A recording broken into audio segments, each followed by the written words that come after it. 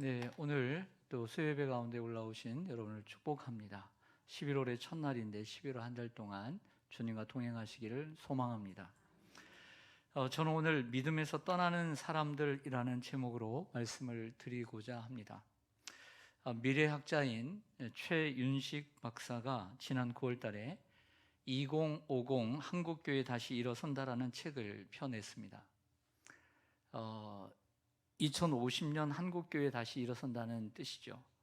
자, 그 책의 첫 번째 장에서 뭐라고 타이틀을 정했냐면 교회가 무너지면 30년 후에 한국은 이단과 무신론자의 나라가 된다 라고 하면서 저자가 예측하는 최악의 시나리오를 얘기했습니다. 그뿐만 아니라 한국 교회 총 교인 수가 70%에서 80% 감소하는 완전 붕괴의 시나리오도 간과할 수 없다라고 말했습니다.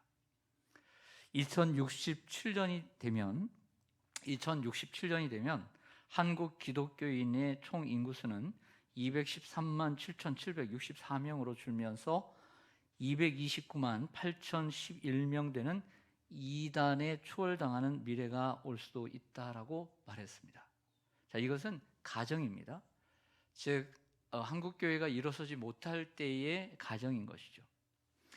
코로나를 지나면서 아주 센세이션을 이렇게 불러일으켰던 한국교회 트렌드 2030이라고 하는 책이 재작년도에 나왔습니다. 자, 이 책에서는 플로팅 크리스찬이라는 단어를 사용을 합니다. 자, 이것은 코로나를 거치면서 여러 교회를 떠돌아다니면서 자유로운 신앙생활을 추구하는 크리스찬들을 의미하는 신조어가 되었습니다. 그런데 제가 앞에서 소개한 미래학자 최윤식 박사가 쓴 2050 한국교회 다시 일어선다라는 책에서 노마드 성도라는 이름이 나왔습니다. 자, 이름은 새로 만들어진 이름은 아닙니다. 유목민 교인이라는 뜻으로 드넓은 초원을 이리저리 옮겨 다니는 유목민처럼 교회를 이리저리 옮기 다니는 이들을 가리켜서 노마드 성도라고 불렀습니다. 이것은 이미 있어진 은준관 교수가 그 전에 만들어낸 단어이기도 하는데요.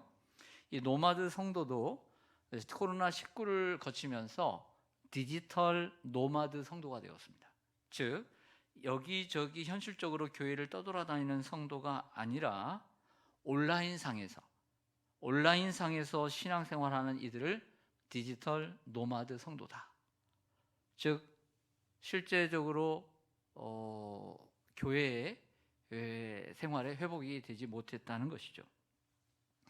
2050 한국교회 다시 일어선다라는 책에서 최윤식 미래학자는 비관적인 이야기만 하는 것은 아닙니다. 말 그대로 2050 한국교회 다시 일어선다. 타이틀이 그거잖아요. 그래서 우리가 역사적으로 한국교회의 부흥의 시기가 있었습니다. 1907년에 부흥의 시기가 있었고 또 1950년대, 60년대, 70년대. 그래서 우리 한국교회 한두 번의 부흥의 시기가 다시 올 것이다. 이 부흥의 시기를 잘 타야 된다. 그러면서 이를 위해 하나님이 기뻐하시는 거룩한 전략 7가지를 제시를 합니다. 그럼에도 불구하고 한국교회가 부흥을 하지 못하면 한국교회의 절반 이상이 사라지게 되어서 300만 이하의 성도로 붕괴되고 그래서 이단과 무신론자의 나라가 된다고 경고를 하고 있습니다. 우리가 주의해야 될 줄로 믿습니다.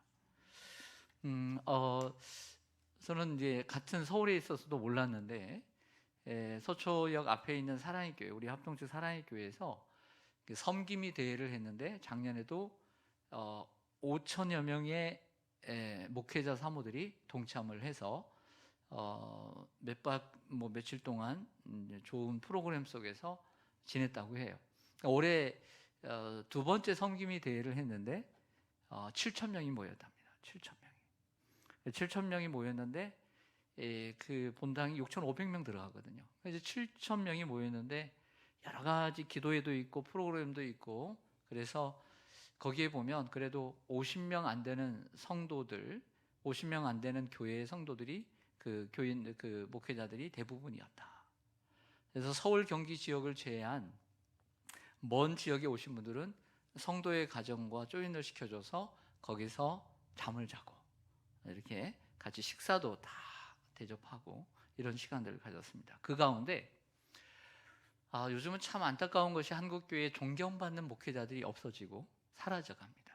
그리고 존경받는 선배들을 두지 않습니다.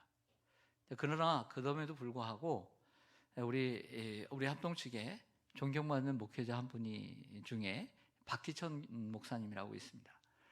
이 박희천 목사님이 이번에 그 대전 새로남교회에 오셨어서 말씀을 전하신 적이 있는데요. 이 사랑의 교회에 와서 그 목회자들 앞에서 이런 얘기를 했다고 합니다. 이제 농어촌 교회 목사님들도 많이 오니까 그분의 나이가 97세입니다. 97세인데도 또박또박해요. 네. 뭐 김정환 목사님도 90세인데요. 극동방송의 김정환 목사님도 90세예요. 근데 이 한 얘기를 누가 기자가 썼더라고요. 나는 하나님께서 다시 한번 나에게 목회지를 준다면 그곳이 어촌에 단 한 명의 성도가 있는 교회라 할지라도 나는 목숨을 걸고 말씀을 준비하고 전할 것입니다. 그러니까 이 선배의 이 말 한마디가 시골 교회 그리고 몇 안 되는 성도들을 두고 있는 목회자들에게 얼마나 큰 힘이 됐겠습니까? 오늘 수요예배가 여러분들이 적은 무리들이 모이고 그래도 저 또한 우리 교육자들도 마찬가지지만 하나님의 말씀을 성의 없게 준비하고 성의 없게 전달한 적이 없습니다. 새벽에도 마찬가지고 성의 없이 전하려고 할 생각도 없고 나름대로 제 안에서 제 능력 안에서 늘 최선을 다해서 말씀을 준비하고 최선을 전합니다. 오늘 본문인 디모데전서 4장으로 돌아오겠습니다. 자, 오늘 본문은 이단에 대한 이야기를 하고 있습니다. 따라서 하겠습니다. 이단. 그래서 제가 앞에서 이 책들에 대한 이야기를 한 이유가 여기에 있는 거예요. 이단에 대한 이야기. 1절을 보시죠. 디모데전서 4장 1절을 보면 그러나 성령이 밝히 말씀하십니다. 누가 말씀하셔요? 성령이 말씀하시는데 어떻게 말씀하셔요? 밝히라는 말은 무슨 뜻일까요? 다른 말로 얘기하면 분명하게 힘있게 확고하게 얘기한다는 거예요. 후일에 어떤 사람들이 믿음에서 떠나 미혹하는 영과 귀신의 가르침을 따르는 일이 꼭 있을 것이다 라고 성령이 밝히 말한다. 분명하게 확실하게 말한다는 것입니다. 저를 보겠습니다. 성령이 밝히 말한다는 것은 분명한 얘기를 하는 거예요. 확실한 이야기를 하고 있는 거예요. 머지않아 후일에 이처럼 미혹하는 영에게 거짓 가르침을 받는 이들이 그들의 미혹을 받아서 믿음에서 떠나는 이들이 생겨날 것이다 라고 확실하게 얘기를 했던 것이죠. 이렇게 말한 시기가 주후 1세기입니다. 역시 그 말대로 지금까지 2000년 동안 이러한 일들이 계속 일어나고 있지요. 그때도 일어나고 지금도 일어나고 있습니다. 후일이라는 말은 말세를 의미합니다. 말세는 예수님께서 이 땅에 오신 때부터 지금까지를 얘기하지만 후일이라는 말은 멀지 않은 날에 라고 얘기할 수 있죠. 임박한 날에 이처럼 미혹되어서 믿음을 떠나는 이들이 생겨날 것이다 라고 말하고 있습니다. 또 1절에 미혹하는 영과 귀신의 가르침이란 성경적 가르침이 아니라 사람들이 제멋대로 생각을 해서 하나님의 뜻이라고 가르치는 것을 의미합니다. 그냥 자기가 해석하고 자기가 마음대로 생각해서 이야기하는 것이 하나님의 뜻이라고 얘기합니다. 하지만 그것은 하나님의 뜻이 아니고 성경적 가르침이 아닌 것입니다. 자, 그것이 왜 가능하냐면 이 신앙의 세계라고 하는 것은, 종교의 세계라고 하는 것은 수학의 공식처럼 정해져 있는 공식이 없어요. 만약에 수학이나 과학에서 어떤 공식을 하다가 잘못 풀면 사람들이 지적을 합니다. 그 잘못 풀었다. 왜? 공식이 있으니까. 하지만 신앙의 세계는 그렇지가 않습니다. 그러다 보니까 가장 많이 가짜가 판치는 세계가 어디냐면 신앙의 세계고 종교의 세계라는 거죠. 자기가 성령을 받았다고 합니다. 능력을 받았다고 합니다. 꿈을 꾸었다고 합니다. 계시를 받았다고 합니다. 신유의 은사를 받았다고 합니다. 예언의 은사를 받았다고 합니다. 그러면서 가짜로 예언합니다. 그 연기를 잘하면 잘할수록 사람들이 그것이 진짜인지 가짜인지 못 알아보는 세계가 신앙의 세계인 거예요. 그래서 교회는 사람들이 가르치는 그 부분에 있어서 엄격한 검증을 거쳐야 합니다. 엄격한 검증을 거쳐야 해요.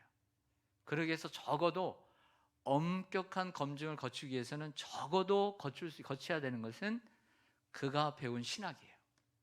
그가 어떤 신학을 배웠고 어떤 교수에게 배웠고 어떤 학교를 나왔느냐를 먼저는 봐야 돼요. 일단 어쩔 수 없이 그가 뭘 배웠고 그리고 그의 과거를 유추해내야 됩니다. 그래서 그가 다녔던 교회, 그가 다녔던 기도원, 그가 누구한테 배웠다는가, 그러면 그걸 통해서 그 목회자의 성향을 알 수가 있어요. 성향을, 어떤 부류의 목회자인가를 알 수가 있는 거죠. 여러분, 제가 어릴 때부터 그 신앙생활을 하고 20살 때부터 제가 신학을 하고, 그리고 이제 30살이 넘어서 목사 안수를 받고, 그 전부터지만 목회를 하면서 이단에 빠진 사람들을 잠시 오늘 말씀을 생각하면서 준비하면서 생각해 보았습니다. 어떤 사람들이 이단에 빠졌는가? 잘 들어보세요. 자, 실제적인 얘기입니다. 제가 경험한 이야기입니다. 여러분 주위에도 있을 거지만, 그리고 이단에 빠진 사람들을 보고 제가 놀랐던 것은 너무 신실하고 너무 뜨거웠던 분들이라는 사실입니다. 첫 번째로 제가 여러분들에게 소개하고 싶은 분은, 제가 처음에 신학교 1학년 들어갔을 때 한 3학년이나 4학년 됐던 분이에요. 어떤 분이냐면, 같은 방도 제가 쓴 적이 있는데 아침에 일어나면 무릎을 꿇고 기도하고요, 새벽 기도를 빠진 적이 없고요, 항상 쉬는 시간 되면 말씀을 묵상하고요, 얼마나 신실하고 얼마나 간절하고, 디아코니아 주일학교 그 성경학교 봉사할 때도 같이 파트너로 같이 따라다닌 적도 있습니다. 말씀 얼마나 잘 전하는지. 그래서 저 옆에서 보조하고 저는 율동하고 그분은 말씀 전하고 이런 적도 있는데요. 그런데 나중에 졸업을 하고 난 다음에 궁금한 거 하잖아요. 그분 어디서 목회해? 물어보니까 이단에 빠져 있다는 거예요. 또 한 번은 제 동기였는데, 88학번 동기였는데 저는 군대를 안 갔다 왔고, 그분은 김포 분인데 그분은 한 30살 정도 됐어요. 그러니까 20살이 봤을 때 30살은 대단히 나이가 많은 거죠. 근데 얼마나 영성이 깊고요, 한 번 기도를 몇 시간을 하고요, 말의 파워도 강력하고요. 그래서 졸업을 하고, 저는 군대를 갔다 오니까 그분은 졸업을 딱 했더라고요. 그래서 강남에 있는 좋은 교회에 부목사로 가서 사역도 잘하고 유망한 분이었는데, 어느 날 시간이 이제 지나서, 많은 시간이 지나서 얘기를 들어보니까 이상한 소리가 들려요. 어느 월요일마다 어느 목사님이 하시는 세미나에 참여를 했던 거죠. 근데 그 목사님에게 푹 빠져버린 거예요. 푹 빠졌는데 나중에 보니까 그분의 오른팔이 되어 있어요. 그래서 나중에 보니까 저 먼 쪽으로 집도 팔고 또 그곳에 들어가 같이 생활하면서 보니까 뭐 장사도 하는 것 같더라고요. 장사도 하고. 근데 알고 보니까, 나중에서 깨닫고 보니까 그 따라다닌, 그 추종했던 그 목사님이 이단이었어요. 그리고 결국 이 목사님은 바닥부터, 나이가 많이 들어서 바닥부터 다시 시작하게 되었어요. 그러나 그 바닥이라는 것이 그렇게 쉽게 빠져나오는 바닥이 아니었습니다. 제가 시온산교회에 와서 목회를 할 때입니다. 부교육자 때일 것 같은데, 부교육자 때인지 담임 목사가 될 때인지 기억이 아리아리한데, 어떤 부부가 주님을 열심히 섬겼습니다. 그래서 뭐 교사도 하고 성가대도 하고, 그런데 조금 이상해요. 그러잖아요. 이상해. 그래서 그분이 어떤 아는 분을 통해서 몰래 성경 공부, 비밀리에 성경 공부를 했던 거예요. 성경 공부를 해서 이제 뭐 잘 나오지도 않고 이제 그 다른 교수로 넘어가 버렸어요. 그래서 이제 완전히 넘어간 건 아니고, 그럴 때 제가 얘기했죠. 그들의 지도자들을 데려오라. 내가 만나겠다. 그래서 저 세광교회 뒤편인가 그분이 살고 있는 그곳에 그 빌라에서 빌라인지 집에서 만났어요. 거실이 컸어요. 뚝 둘러앉아서 그 사람들 지도자들이 왔어요. 저도 여기 이렇게 왔어요, 몇 명. 그래서 이제 단판을 지으려고. 뭘 가르치는 사람들이냐? 무슨 교단이냐? 왜 우리 사람을 데리고 가려고 하느냐? 이미 근데 우리 집사님 부부는 이미 넘어간 상태예요. 마음을 뺏긴 상태예요. 그래서 제가 얘기를 쭉 했어요. 그런데 토론을 하는데 말도 안 되는 말로 성경 가지고 싸우는 거예요. 그 이단은 잘 알려진 이단이 아니었습니다. 아주 조그만한 이름 없는 이단이었어요. 알고 보니까. 간단하게 얘기하면 재림이 없다는 것입니다. 왜 재림이 없냐? 예수님께서 가시면서 내가 다시 온다고 하지 않았냐? 그랬더니 성경에 재림이란 단어가 없으니까 없다는 거예요. 기가 막히죠. 강림이라는 단어는 있어요. 그러면 강림이라는 건 뭐냐? 하늘에서 내려오는 거죠. 그러면 다시 온다는 게 이게 재림이라는 뜻이다. 이게 말이 안 통해. 그리고 고린도후서 3장에 이런 말이 있습니다. 지금은 개역 개정판에 없어졌지만 개역 한글판을 쓸 때였는데 의문은 죽이는 것이요 영은 살리는 것이라 그랬어요. 그래서 제가 들은 게 있어요. 그 사람들이 가르치면 이 집사님들이 하는 말이 거기서는 질문이라는 게 허용이 안 된다는 거예요. 그래서 제가 물었죠. 왜 질문이 안 되냐? 궁금하면 질문을 해야 되지. 베레아 사람들도 하나님의 말씀이 그러한가 상고했다고 했는데 그리고 질문하면 답을 해줘야지. 그랬더니 이 말씀을 얘기하면서 의문은 죽이는 것이요 영은 살리는 것이라. 기가 막힌 얘기죠. 여기에 의문이란 뒤에 있는 영은 살리는 것이라만 함께 보면 영에 대조되는 단어로 율법을 가리키는 거예요. 그래머, 문법을 가리키는 거예요. 근데 여기를 이 한글도 한자도 못 보고 의문, 질문이라고 생각을 했던 거죠. 이런 사람들하고 이렇게 기본적인 이론과 논리도 안 되는 사람들을 따라다니는 사람들 보니까 답답하게서 안 떴다. 답답하죠. 넘어갔어요. 이미 빠진 상태로. 또 한 번은 우리 교회에 등록해 열심히 신앙생활하는 나이가 좀 있는 남자 청년이었어요. 그래서 처음에 와서 다 혼자 정말 어려운 데서 사니까 제가 가서도 뭐 또 도와주고 또 그도 시골 갔다 오면 뭐 좀 갖다 주고 그러더라고요. 그 새벽부터 모든 공예배에 열심히 참여를 하는 청년이었어요. 근데 한 1, 2년 지나서 열심히 하다가 어느 날부턴가 들리는 소문이 불평이 많아졌다는 거예요. 불평이.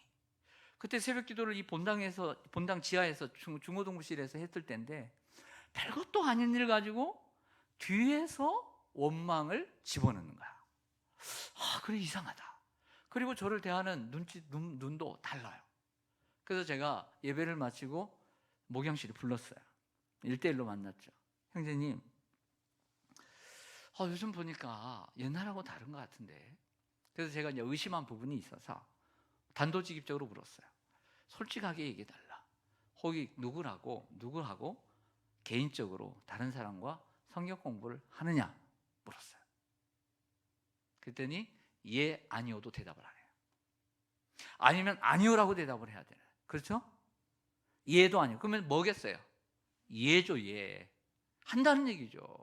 그래서 누구하고 공부를 하느냐? 말할 수 없대요. 그리고 난 다음에 그다음부터 발걸음을 끊었어요. 이미 신천지에 빠져서 이미 거기에 홀딱 빠져 있어요. 자, 이분들의 공통점을 몇 가지 제가 찾아보면 첫째, 매우 열심히 있었던 사람들이라. 참으로 아이러니입니다. 소위 교회에서 오랫동안 신앙생활을 하면서 이 부서 저 부서에서 봉사하고 또 교회의 평신도 지도자로서 역할을 감당했던 사람들 가운데 이단에 빠지는 경우들이 많더라는 거예요. 저희 신학교 얘기를 하면 신학교의 두 분의 케이스는 제가 볼 때 영적으로 교만한 사람들이에요. 제가 볼 때 영적으로 교만한 사람들이 더 맹점이 많아요. 자, 어떻게 보면 열심히 있는 사람들이 이단에 빠지는 것은 당연한 거예요. 따라서 된다. 열심히 있는 사람이 빠지는 것은 당연한 것이다. 여러분, 거기 가면 일주일에 4번은 공부를 하라고 그래요. 열심히 없는 사람들이 미쳤습니까? 거기 가서 4시간, 몇 시간, 4시간씩 4번 공부하게? 안 합니다. 안 해요. 안 합니다. 열심히 있는 사람들이 빠지는 거예요. 열심히 있는 사람들이. 사람들은 이야기합니다. 목사님, 권사님, 어떻게 교회를 다니면서 시험에 들 수가 있습니까? 어떻게 교회 다니면서 시험에 들 수 있습니까? 그런 일로 또 그렇게 또 시험에 들게 해야 됩니까? 라고 말합니다.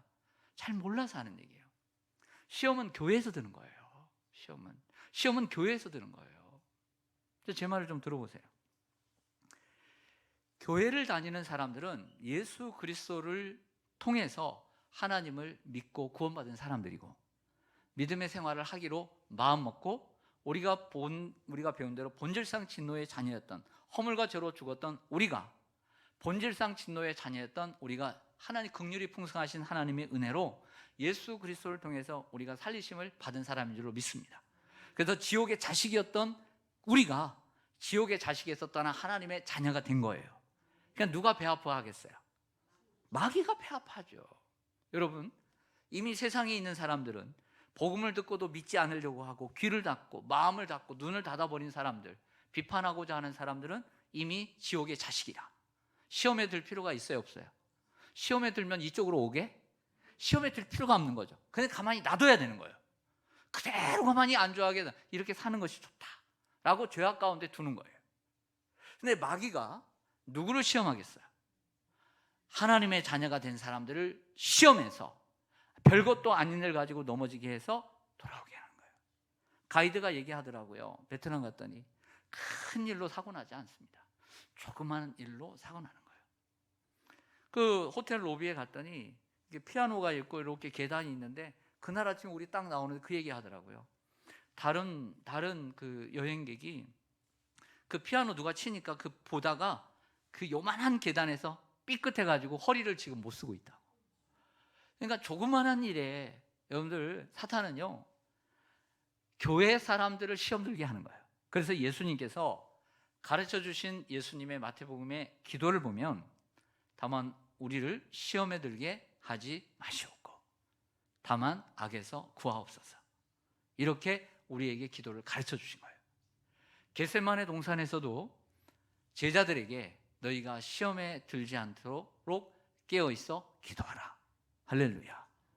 세상 사람들 시험에 왜 듭니까? 가만 놔두면 되는 거예요. 그 시험에 들게 해서 마귀 자식 만들려고 꿰는 거예요. 둘째로, 이단에 빠진 사람들 중에는 아이러니하게도 또 지성적일 뿐만 아니라 또 사회에서 덕망이 높은 사람들도 있다는 것입니다. 어떻게 저렇게 똑똑한 사람들이, 어떻게 똑똑한 저렇게 대학을 다니는 지성인들이, 청년들이 어떻게 이단에 빠질 수 있을까라고 얘기합니다. 대표적으로 JYP의 대표인 박진영 씨도 구원파에 빠져 성경 공부를 인도하는 모습이나 영상을 여러분들은 보셨을 것입니다. 이처럼 똑똑하고 사회적인 덕망이 높은 사람들도 이단에 빠집니다.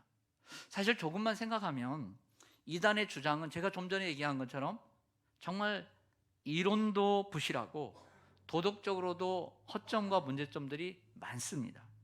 그런데 이런 사람들이 빠지는 이유는 우리가 사람이 이해할 수 없는, 오늘 말씀이 얘기하고 있는 미혹하는 영과 귀신의 가르침이 배후에 있기 때문에 그런 거예요. 할렐루야. 미혹하는 영, 그리고 귀신의 가르침이 있기 때문입니다. 신자를 지옥 자식으로 만들기 위해서 악한 영들이 집요하게 미혹하기 때문에 충분히 넘어갈 수 있는 거예요. 그래서 우리가 깨어 있어야 될 줄로 믿습니다. 그리고 이렇게 이단에 들어가기 위해서는 특징이 있다면 그것은 비밀리에 한다는 것입니다. 이단들의 특징은 확실하게 자기들의 사람이 되기 전까지 자기들의 교리, 자기들의 진리를 전파하고 그가 흡수하기까지는 절대 비밀에 붙이라고 신신당부하고 협박까지 합니다. 어떤 사람들과 만난다든지 자기들과 한 말을 누구에게도 발설하지 말라고, 그리고 자신의 사람이 되기까지 비밀에 붙일 것을 요구합니다. 이런 사상은요, 이런 개념은 사실은 교회뿐만 아니라 사회도 마찬가지입니다. 사회에서 어떤 직장을 다니거나 어떤 일을 시작할 때 비밀리에 뭐를 붙이거나 하는 이러한 사회도요, 이러한 직장도 좋은 곳일 수 없습니다. 떳떳하지 않기 때문에 비밀에 붙이는 것입니다. 그러니 주의해야 합니다. 어떤 사람이 여러분과 교제를 나누다가 여러분들 일주일에 한 번씩 공부하자고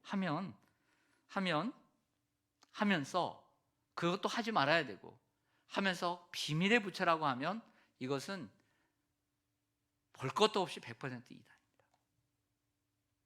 쳐다볼 것도 없습니다. 냉정하게 대해야 합니다. 이런 걸로 나한테 오려고 하면 오지도 말라고. 그래야 그쪽에서 발을 빼지. 얼마나 집요한데요. 대충 슬그머니 빼면 더 달라붙습니다. 거머리처럼. 정신을 차려야 됩니다. 자, 여러분은 물론이고요, 저도 물론이고, 여러분들, 우리는 구역 식구들이 있습니다. 성도들이 있습니다. 구역 식구들 가운데 아무것도 아닌 일에 저렇게 참 순종적이고 착하고 기뻤던 분이 우울해지고 불평이 늘어나고, 불평이 늘어난 성도들은 주의 깊게 봐야 합니다. 또 열심이었던 사람이 모임에 자주 빠지고 열심히 식어진 것도 주의 깊게 봐야 합니다. 왜냐하면 우리는 단순히 그들을 기르는 데만 존재하는 것이 아니라 그들을 지키는 데도 존재하기 때문이에요. 할렐루야. 목자가 그 사람을 먹이는 일에, 양을 먹이는 일에만 목자가 필요한 것이 아니라 악한 짐승에게서 지키는 데도 목자의 역할이 있기 때문인 것이죠. 여기서 우리가 놓치지 말아야 할 것은 오늘 제목과 관련된 어떤 사람들이 믿음에서 떠나라는 구절입니다. 따라하겠습니다. 어떤 사람들이 믿음에서 떠나. 네. 여러분, 퀴즈 내겠습니다. 정통 교회를 다니다가 이러한 미혹의 영에 빠져 거짓 교리에 빠지는 이러한 이단에 빠진 사람들은 진리에서 떠난 것일까요? 아니면 진리에서 이동한 것일까요? 네? 떠난 거죠. 오늘 성경이 뭐라고 얘기했어요? 진리를 떠났다라고 얘기를 해요. 교회를 다니다가 다른 예수 비슷한 교리를, 성경을 가르치긴 하지만 다른 진리를 가르치는 대로 가는 것은 진리를 그대로 가지고 있는 것이 아니라 진리를 떠난 거예요. 할렐루야.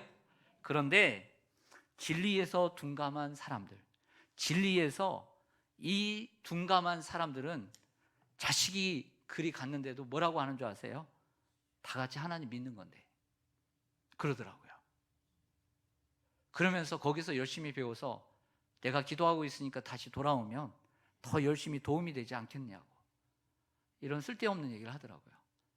결국에 이런 엄마도 같이 그쪽으로 갔어요. 그런 생각을 가지고 있으니까 가는 거예요. 진리에 둔감한 사람은 어떤 생각을 하냐면 여기서도 배운 것이고 저거도 배운 것이라고 해요. 저기에 배운 것은 백해 무익한 거예요. 그걸 알아야 돼요. 뭘 배우고 와요, 오기는. 더 해를 끼치는 거란 말이에요. 그렇게 진리에 둔감하면 안 되는 거예요. 성경은 분명히 얘기해요. 미혹의 영을 받아 거짓 가르침을 받는 것은 진리를 떠나는 것이다. 예수를 떠나는 것이다.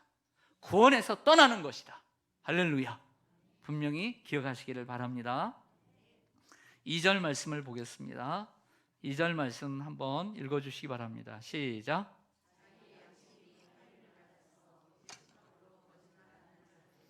아멘. 이단의 교리를 전하는 거짓 교사들을 뭐라고 얘기하냐면 양심의 화인을 맞은 사람이다 라고 얘기합니다. 화인이라는 것은 옛날 인두 아시죠? 보통 이제 옛날에는 인두를 불에 해가지고 이제 뭐 이렇게 옷을 데리거나 아니면 몸에 뭐 이렇게 하는데, 그냥 하는 것이 아니라 거기에 뭔가를 새겨가지고 글씨를 새겨서 불에 붙이는 거예요. 그래서 이제 불도장이죠. 예. 한마디로 사탄의 도장, 사탄의 인침을 의미합니다. 더 이상 돌이킬 수 없는 상태를 의미합니다. 또한 거짓 교사들은 외식함으로 거짓말하는 자들이라고 합니다. 외식은 위선을 의미합니다. 이 위선과 거짓말이 하나가 되면, 만나면 최고의 속임수가 돼요. 위선과 거짓말이 딱 만나면 최고의 속임수가 돼서 어떤 사람이든지 넘겨버려요. 속여요. 잘못된 말을 전하는 자들은 자신들이 틀렸다는 것을 알아요. 여러분 묻겠습니다. 이만희가, 교주가 자기가 틀린 것을 알고 전할까요? 모르고 전할까요? 그 밑에 있는 사람들이 자기가 잘못된다는 걸 알고 전할까요? 모르고 전할까요? 알고 전해요. 그 밑에나 보통은 모르지만 저 위에 있는 사람들은 다 알고 전해요. 그걸 알아야 돼요, 여러분. 이제 갓 들어간 사람들은 그게 진짜인 줄 알고 전하죠. 그러나 그 위에 있는 사람들은, 실세들은 그렇지 않아요. 자신의 말이 거짓말인 것을 알고 전하는 거예요. 거기에는 명예와 특별히 돈이 있어요. 모든 것은 돈에 귀결돼요.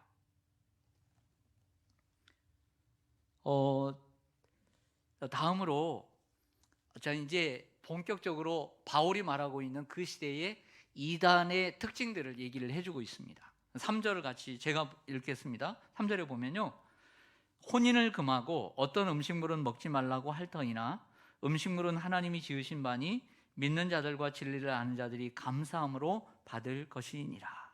아멘. 두 가지 특징입니다. 이때 당시에 이단의 특징은 혼인을 금합니다. 혼인이 뭐죠? 결혼을 금하는, 결혼 못하게 하는 거예요. 결혼 못하면 어떻게 살아요? 독신으로 사는 거죠. 또 하나는 음식물 중에 먹을 것과 먹지 못할 것을 구분한다라고 얘기를 합니다. 이것은 보통은 이런 것을 금욕주의라고 합니다. 결혼하지 않고 독신으로 살고 먹는 것을 다 먹지 않고 구분하는 걸 금욕주의라고 하죠. 자, 이런 금욕을 강조하는 이면에는 이 당시에 이단의 가장 큰 두드러진 이단이 나옵니다. 그 이단은 영지주의라고 하는 이단입니다.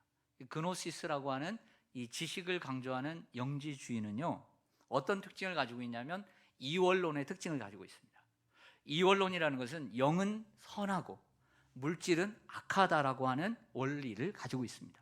그러니까 우리의 몸도 뭐라고 생각하겠어요? 악하다라고 생각해요. 그러면 예수님께서 성육신 하셨죠. 인카네이션 하셔서 인간의 몸을 입고 성육신 하셨습니다. 그것을 인정할까요? 안 할까요? 안 하죠. 왜? 거룩하신 예수님이 몸으로 오실 수가 있어요? 없어요? 없는 거죠. 왜? 자신은 물질이 악하니까. 그러니까 이런 논리가 펼쳐지는 거예요. 이게 영지주의입니다.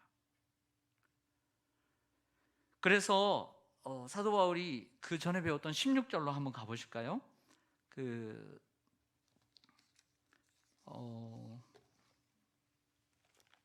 3장 16절입니다. 3장 16절에 보면 크도다 경건의 비밀이여 그렇지 않다 하느니 없도다. 그는 무엇으로 나타난 바 되시고 영으로 의롭다 하심을 받으시고, 그는 누구입니까? 예수 그리스도입니다. 사도 바울이 일부러 사용하는 단어가 있습니다. 예수 그리스도는 육신으로 나타난 바 되시고, 예수님이 육신으로 오셨다는 말을 일부러 하고 있어요. 누구 들으라고? 영지주의자들을 염두에 두고 이 말을 하고 있는 거예요. 영지주의는 첫째, 혼인을 하지 말라고 얘기합니다. 혼인을 금하는 풍습은 사실은 역사를 이렇게 둘러서 가보면 지금 1세기 당시에 그 영지주의자보다는 SNF파라고 하는 이러한 유대인 종파가 먼저 실시를 했습니다. SNF파는 주전 2세기부터 예수님 당시에 1세기까지 한 300년 동안 지속되다가 사라졌는데, SNF파의 이 뿌리에 함께 있었던 사람이 그 유명한 세례 요한입니다. 그래서 세례 요한은 결혼을 안 했습니다. 독신주의자였습니다. 그래서 SNF파의 특징은 독신으로 사는 것입니다. 그래서 열심히 몸으로 일하고요, 주일에는 쉬고 성경을 읽고 아주 깨끗하게, 어떻게 보면 바리새인들보다 더 보수적인 바리새인들이 SNF파였던 것이죠. 이들이 나중에는 쿵난 공동체로 발전을 하게 되는데요, 예수님 당시에는 3,000명에서 4,000명가량 있었다고 합니다, SNF파가. 여러분, 그러나 바울이 얘기합니다. 결혼은 하나님께서 만드신 제도라는 거예요. 따라서 억지로 행하는 금욕주의는 하나님의 창조 섭리와 배치가 되죠. 바울은 결혼 안 했다고 얘기합니다. 또 특별한 독신주의자가 있을 수 있어요. 그걸 부정하는 게 아닙니다. 그러나 모든 사람은 결혼하지 않아야 된다, 이럴 수는 없는 거죠. 또 하나는 어떤 음식을 먹지 말라고 했습니다. 율법에 보면 돼지고기 같은 거, 이것은 먹지 말라고 했습니다. 먹을 것과 먹지 말 것을 구분하는 정결법이 있습니다. 그러나 신약 복음에서는 먹을 것과 먹지 말 것을 구별하지 않고 자유함을 주었습니다. 더더군다나 고린도 교회에서는, 고린도시에는 모두 다 제사를 드린 음식이 시장을 통해서 유통이 되거나 또 제사를 드린 음식을 먹어야 되느냐 문제에서도 사도 바울은 상관없다고 얘기했습니다. 제사상에 올라간 것도 먹을 수 있다.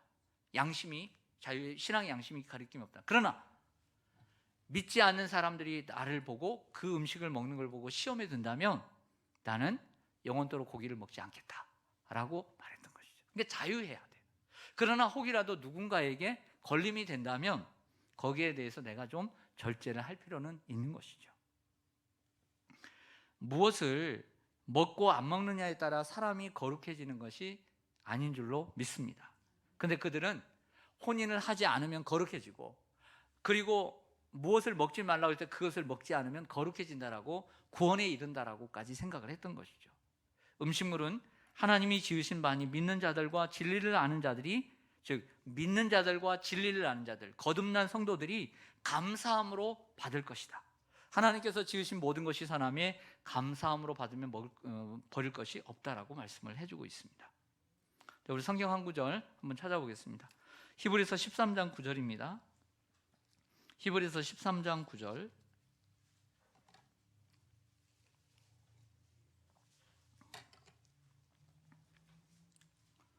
(369쪽) 신약성경 369쪽 히브리서 13장 9절입니다.